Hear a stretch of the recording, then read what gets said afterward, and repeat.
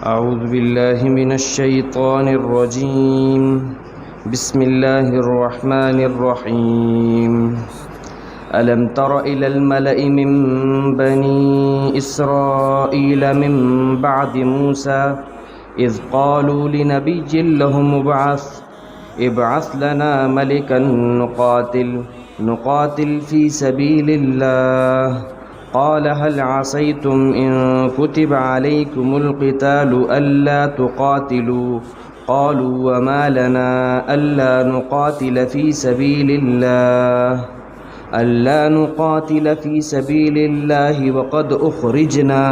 وقد أخرجنا من ديارنا وأبنائنا فلما كتب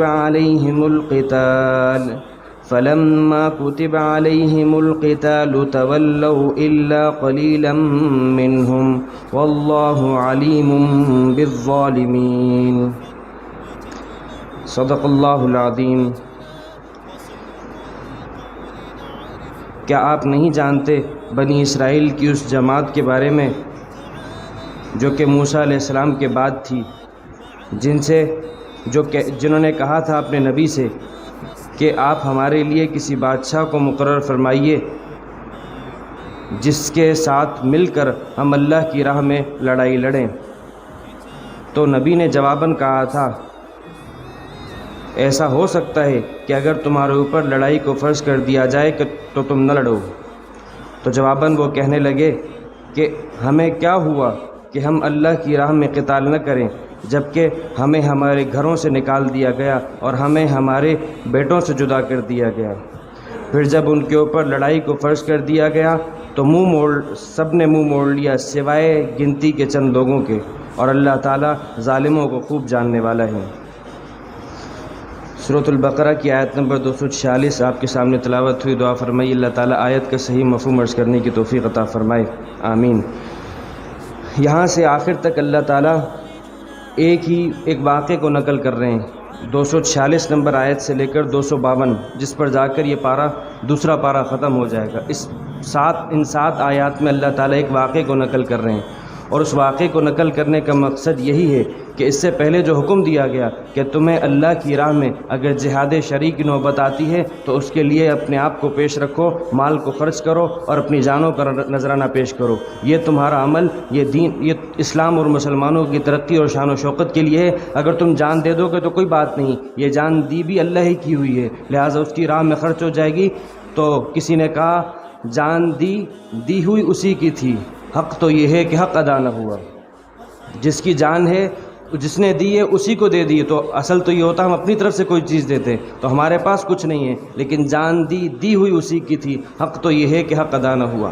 تو اللہ تعالیٰ آگے ایک واقعہ نقل کر کے اسی بات کو پکا کرنا چاہتے ہیں، اور یہ چاہتے ہیں کہ در حقیقت ایک مومن ایسا بن جائے کہ وہ دعوے اور جس کو کہتے ہیں ڈینگے مارنے سے باہر آ کر حقیقت کی زندگی میں آ جائے. اور اس کے لیے اللہ تعالیٰ اگر ہم قرآن کریم کو دیکھیں سورۃ الصف میں اللہ تعالیٰ فرماتے ہیں یا ایھا الذین آمنوا لم تقولون ما لا تفعلون. اے ایمان والو تم وہ بات کیوں کرتے ہو جو تم کر نہیں سکتے، یعنی وہ دعویٰ کیوں کرتے ہو جو تمہارے اختیار میں نہیں ہے. اگر کام کر سکتے ہو تو کہو. کبر مقتا عند اللہ ان تقولوا ما لا تفعلون. یہ بہت بڑے جرم کی، بہت بڑے گناہ کی، بہت بڑے عار کی بات ہے کہ تم ایک بات نہ کر سکو لیکن ڈینگے مارو. تو اور دیکھیں اس سے پچھلی آیت ہم نے پڑھی، اللہ تعالیٰ نے مسلمانوں سے، امت مسلمہ سے قرض مانگا کہ تم اللہ کی راہ میں خرچ کرو، تم زکوٰۃ کی شکل میں، صدقات کی شکل میں اور مختلف مسلمانوں کی مدد کر کے اسی طریقے سے اگر جہاد کی نوبت آتی ہے، مسجدوں کو خرچ کرنا ہے، مدارس دینیہ کو قائم کرنا ہے، تو اس کے لیے جو خرچ کرنا ہے یہ تمہارا خرچ کرنا، یہ اللہ کو قرض دینا ہے، اللہ تمہیں لوٹا کر دے گا. تو صحابہ کرام رضوان اللہ تعالیٰ علیہم اجمعین ان آیات کو پڑھتے تھے تو عمل کرنے والے تھے. ایک صحابی ہیں مدینہ المنورہ میں 2 لوگوں کا جھگڑا ہوتا ہے، یعنی 2 لوگوں کا باغ بالکل ایک ساتھ ہے. تو ایک شخص اپنے باغ کی دیوار کھڑی کرنا چاہتا ہے. جب وہ باغ میں اپنی دیوار کھڑی کرنا چاہتا ہے تو برابر والے کا جو باغ ہے اس کا درخت اس کے آڑے آ رہا ہے. تو وہ اپنے پڑوسی سے کہتا ہے کہ تم اس درخت کو کٹوا لو، میں اپنی دیوار کو سیدھا کرنا چاہتا ہوں، مجھے مختلف خطرات ہیں. تو وہ شخص کہتا ہے کہ نہیں، میں ایسے کیسے اپنا درخت چھوڑ دوں؟ تو کہا چلو تم مجھے اپنا یہ درخت بیچ دو، اپنی منہ مانگی رقم لے لو۔ اس نے کہا نہیں نہیں، یہ درخت مجھے بڑا عزیز ہے، میں یہ نہیں بیچ سکتا۔ تو اللہ کے وہ صحابی اللہ کے نبی صلی اللہ تعالیٰ علیہ وآلہ وسلم کی مجلس میں جا کے پوچھتے ہیں یا رسول اللہ آپ انہیں سمجھائیں کہ یہ ایک ہی درخت ہے، ان کے اس ایک درخت کو اگر یہ چھوڑ دیں گے، میں بیچنے کے لیے تیار ہوں، میں خریدنے کے لیے تیار ہوں، لیکن یہ بیچنے کے لیے تیار نہیں۔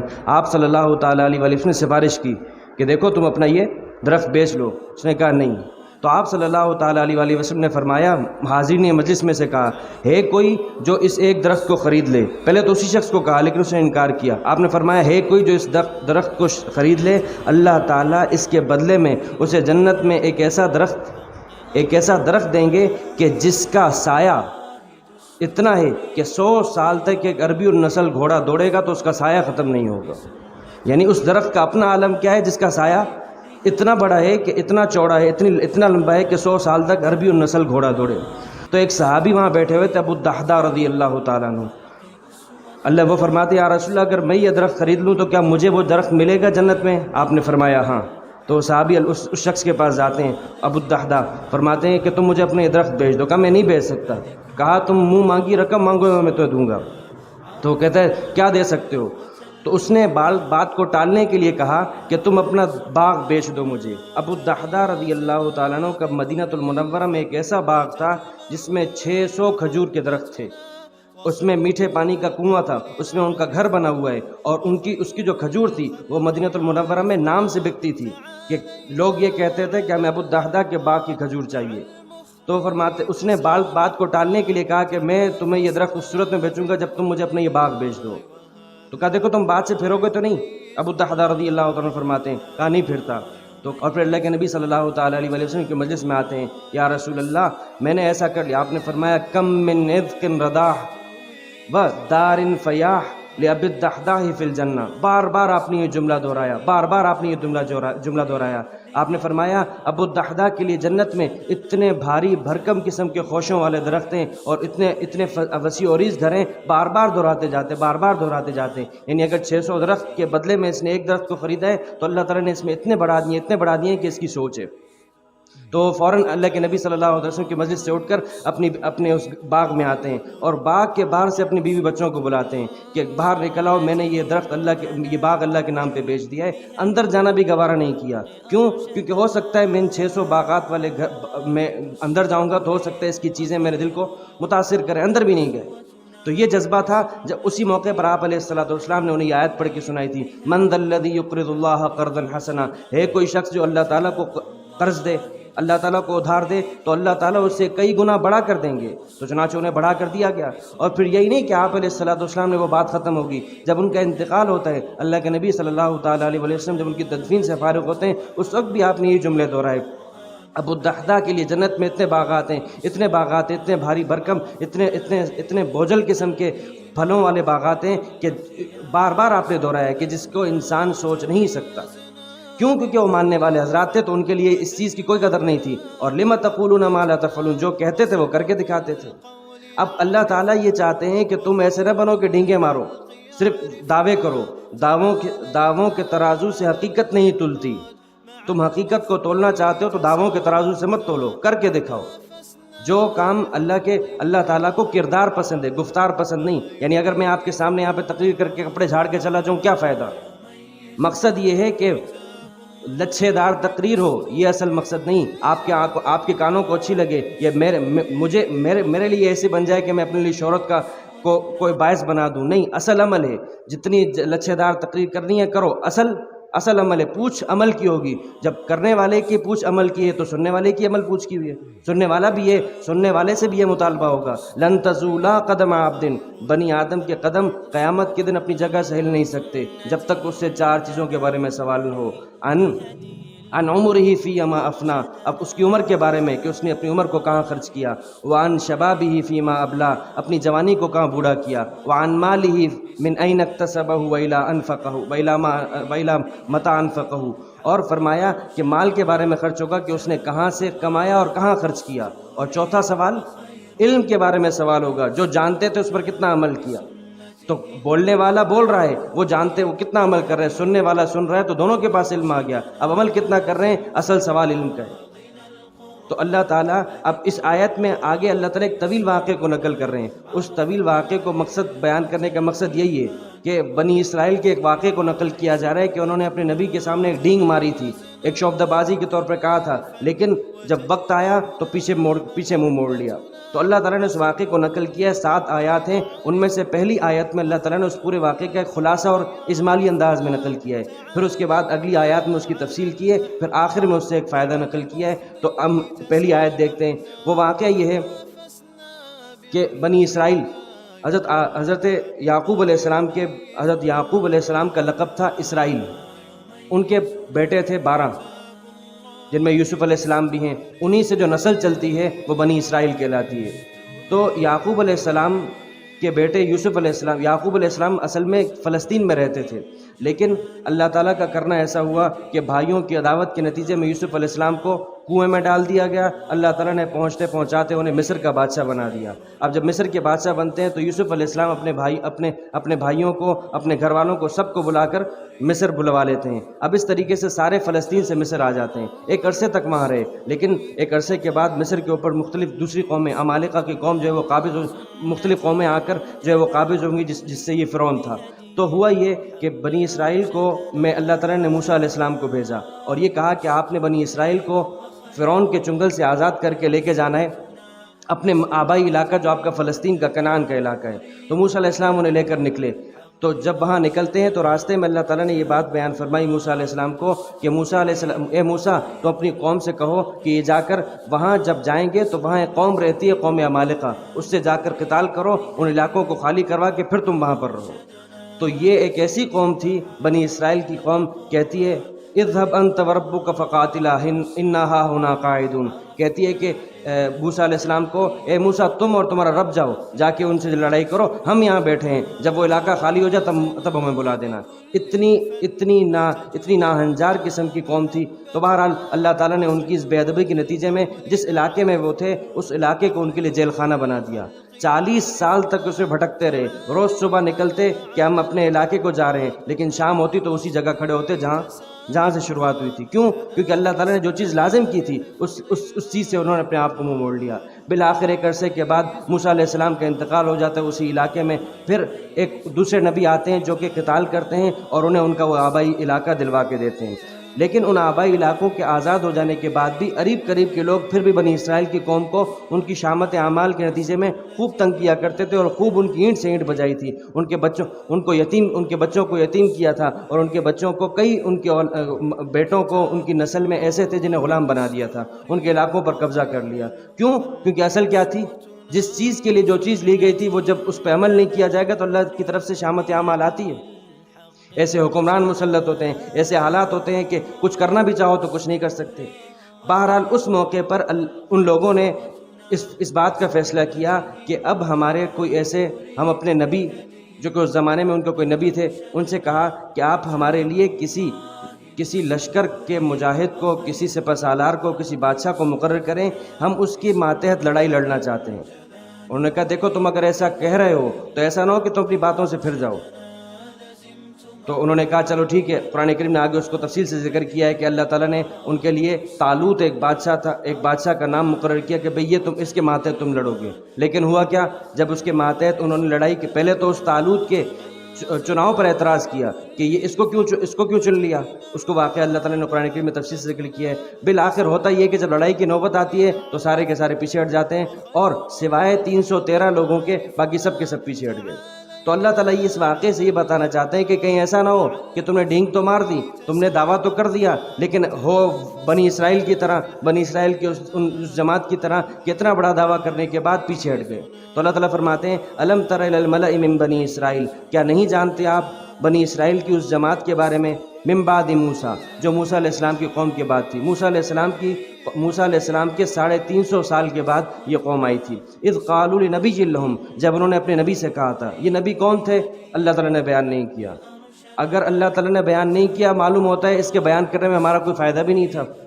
اگر ہمارا فائدہ ہوتا، ہمارے دین دنیا کا، ہماری عبادات کا، ہماری شریعت کا کوئی مسئلہ اس نبی کی تعین پر موقوف ہوتا تو اللہ بتاتے، لیکن بیان نہیں کیا۔ لیکن بہرحال تاریخ کے مورخین نے لکھا ہے کہ ان نبی کا نام شمویل، سموئیل اس طریقے کا نام تھا۔ تو فرمایا اذ قالوا لنبی لہم، وہ اپنے نبی سے کہنے لگے ابعث لنا ملکن، آپ مقرر کر لیجئے ہمارے لیے ایک بادشاہ، نقاتل فی سبیل اللہ، جس کے جھنڈے کے تلے ہم اللہ کی راہ میں قتال کریں گے اور اپنے علاقوں کو خالی کروائیں گے، اور ہمارے بچوں کو جنہوں نے غلام بنا کے رکھا ہے ہم انہیں آزاد کروائیں گے۔ تو دیکھیں یہ بات اس سے اللہ تعالیٰ ایک سبق دینا چاہتے ہیں۔ وہ سبق کیا؟ کہ جہاد شرعی کے لیے ضروری ہے کہ دو باتیں پائی جائیں۔ جہاں بھی جہاد شرعی ہوگا اس کے لیے ضروری ہے دو باتیں پائی جائیں۔ ایک تو اجتماعیت ہو، مسلمان اکٹھے ایک جگہ جمع ہو جائیں، یہ نہیں دھڑوں دھڑوں کی شکل میں یہ اپنے طور پر لڑائی لڑ رہا ہے، دوسرا اپنے طور پر لڑائی لڑ رہا ہے، یہ فتنہ بازی ہے، یہ جہاد نہیں ہو سکتا۔ ایک تو کیا ہے؟ اجتماعیت ہو، اور دوسرا امیر مقرر کیا جائے، کسی بڑے کو مقرر کیا جائے کہ جس کے ماتحت رہ کر ہم جو ہے اپنے معاملات کو چلائیں۔ اور امیر کا مقرر ہونا شریعت میں اتنا اہم ہے کہ اللہ کے نبی صلی اللہ تعالیٰ علیہ وآلہ وسلم دنیا سے رخصت ہوتے ہیں، پیر کا دن ہے، چاشت کا وقت ہے، 9-10 بجے کا وقت ہے، اللہ کے نبی صلی اللہ تعالیٰ علیہ وسلم دنیا سے رخصت ہوتے ہیں۔ ابتدا میں صحابہ کرام کے اوپر ایک عجیب و غریب کیفیت آئی، لیکن جو سنبھلنے کے بعد پہلا کام کیا کیا؟ اللہ کے نبی صلی اللہ تعالیٰ علیہ وآلہ وسلم کا خلیفہ مقرر کیا۔ کیوں؟ کیونکہ ایک اپنے اندر ایک شخصیت کو مقرر کر لیں جو کہ امیر ہو، بڑا ہو، اس کے ماتحت ہم نے جو ہے تمام معاملات کرنے ہیں۔ تو اللہ کے نبی کا انتقال ہوتا ہے پیر والے دن، 12 ربیع الاول، پیر والے دن چاشت کے وقت، اور شام تک تمام معاملات طے ہو کر حضرت ابوبکر صدیق رضی اللہ عنہ کو امیر مقرر کر لیا جاتا ہے۔ اس کے بعد بدھ کی رات کو اللہ کے نبی صلی اللہ تعالیٰ علیہ وسلم کی تدفین ہوتی ہے۔ کیوں؟ کیونکہ اگر یہ اللہ کے نبی صلی اللہ تعالیٰ علیہ وآلہ وسلم کے بعد سب سے پہلا کام امیر کے مقرر کرنے کا نہ ہوتا تو فتنہ پھیلتا، طرح طرح سے مختلف، کوئی قابض ہو جاتا، کہیں کوئی حملہ آور ہو جاتا، خود مسلمانوں میں فتنہ پڑنے کا اندیشہ تھا۔ اور خود اللہ کے نبی صلی اللہ تعالیٰ علیہ وآلہ وسلم کی تجہیز و تکفین کے معاملات میں کس کی بات مانی جاتی؟ یعنی اللہ کے نبی صلی اللہ تعالیٰ علیہ وسلم کو غسل دینا ہے تو کپڑے اتار کے دینا ہے، کپڑے پہنا کر دینا ہے۔ دفن کرنا ہے تو کون سی قبر ہو؟ بغلی قبر ہو کہ لحد ہو، کس نیت کی قبر ہو، اور اللہ کے نبی صلی اللہ علیہ وسلم کا جنازہ کس جگہ پڑھا جائے، کہ یہ تمام معاملات کیسے حل ہوں گے؟ یہ اسی وقت حل ہو سکتے ہیں کہ جب کوئی ایک فگر ہو، کوئی ایک ایسی شخصیت ہو کہ اس کو ہم بڑا مان لیں، پھر ان کے ماتحت چلیں۔ تو اسلام میں اور حدیث میں بھی آتا ہے الواحد شیطان، اکیلا آدمی شیطان، والاثنان شیطانانی، دو آدمی دو شیطان۔ لیکن جب ایک جماعت ملتی ہے اور وہ جماعت مل کر اپنے اندر ایک امیر کو مقرر کر لیتے ہیں تو پھر یہ جماعت بن گئی، اور اب اللہ تعالیٰ کا ان کے اوپر مدد ہوگی، اللہ تعالیٰ کی نصرت ہوگی۔ آپ دیکھ لیں یہ ایسی چیز ہے، بغیر عمارت کے، بغیر کسی بڑے کے، بغیر کسی کو بڑا بنائے کہیں معاملات نہیں چل سکتے۔ آپ نے مشورہ کرنا ہے، لیکن مشورے میں کسی ایک کو امیر بنا دیں، فیصلہ کرنے کا اختیار اسے دیتے ہیں۔ تو یہ شریعت کا مزاج ہے۔ تو یہاں پہ بھی یہی فرماتے ہیں ابعث لنا ملکن، اے نبی آپ ہمارے لیے کسی ملک، کسی بادشاہ کو، کسی جو ہے وہ سپہ سالار کو مقرر کر لیں، نقاتل فی سبیل اللہ، تاکہ ہم اللہ کی راہ میں لڑ سکیں۔ اس کے بغیر لڑائی نہیں ہو سکتی، اس کے بغیر فتنہ انگیزی ہوگی۔ قال، تو نبی کہتے ہیں هل عصیتم من کتب علیکم القتال والا تقاتلوا، نبی فرماتے ہیں کیا پتہ ہو سکتا ہے کہ اگر تمہارے اوپر قتال کو فرض کر لیا جائے تو تم نہ لڑو، کیونکہ نبی کو معلوم تھا، ان کی تاریخ یہ رہی ہے۔ انہوں نے تو موسیٰ علیہ السلام کو کہا تھا اذهب انت وربك فقاتلا انها هنا قاعدون، موسیٰ علیہ السلام کو کہا تھا آپ اور آپ کے رب جاؤ جا کے قتال کرو، ہم یہیں بیٹھے ہیں۔ تو نبی کو اندازہ تھا، تو پہلے سے کہہ دیا کہ ایسا نہ ہو کہ فرض کر لیا جائے تم پیچھے ہٹ جاؤ۔ کہنے لگے قالوا وما لنا الا نقاتل فی سبیل اللہ، ہمیں کیا ہوا کہ ہم اللہ کی راہ میں قتال نہ کریں، وقد اخرجنا من دیارنا، حالانکہ ہمیں ہمارے گھروں سے نکال دیا۔ یہ جو بادشاہ ہم پر جالوت بادشاہ مسلط ہے، اس نے ہمیں ہمارے گھروں سے بے گھر کر دیا ہے، وہ ابنائنا، اور ہمارے بیٹوں سے جدا کر دیا ہے، ہمارے بیٹوں کو انہوں نے غلام بنا دیا ہے۔ تو جب یہ باتیں موجود ہیں تو اس کے ہوتے ہوئے ہم قتال سے پیچھے نہیں ہٹ سکتے۔ لیکن قرآن کریم کہتا ہے فلما کتب علیہم القتال، جب اللہ تعالیٰ نے ایک بادشاہ کو مقرر کروا دیا کہ اس کے ماتحت تم لڑو گے، وہ اس بادشاہ کا نام تھا طالوت، ذکر آگے آتا ہے۔ تو اللہ فرماتے ہیں کہ جب اس بادشاہ کو مقرر کر کے ان کے لیے لازم کر دیا گیا کہ تم اس کے جھنڈے تلے تم نے لڑائی لڑنی ہے، تو تولوا، سب کے سب منہ موڑ کے چلے گئے، الا قلیلا منہم، سوائے گنتی کے چندوں۔ وہ کتنے تھے؟ آگے روایات میں آتا ہے، تاریخی طور پر ثابت ہے کہ 313 لوگ تھے، صرف یہ باقی رہے، باقی ہزاروں کی تعداد میں لوگ سب کے سب منہ موڑ کے چلے گئے۔ اور ہمیشہ، اور قرآن کریم اس بات کو نقل کر کے اس واقعے کو آگے تفصیل سے بیان کرتا ہے تو یہ بتائے گا ہمیشہ برکت تھوڑے میں ہوتی ہے، کثرت میں کامیابی نہیں۔ کم من فئۃ قلیلۃ غلبت فئۃ کثیرۃ، بہت سی دفعہ چھوٹی سی جماعت وہ بڑی جماعت پر غالب آ جاتی ہے۔ اللہ تعالیٰ فرماتے ہیں تو انہوں نے تو ظلم کیا، واللہ علیم بالظالمین، اور اللہ تعالیٰ ظالم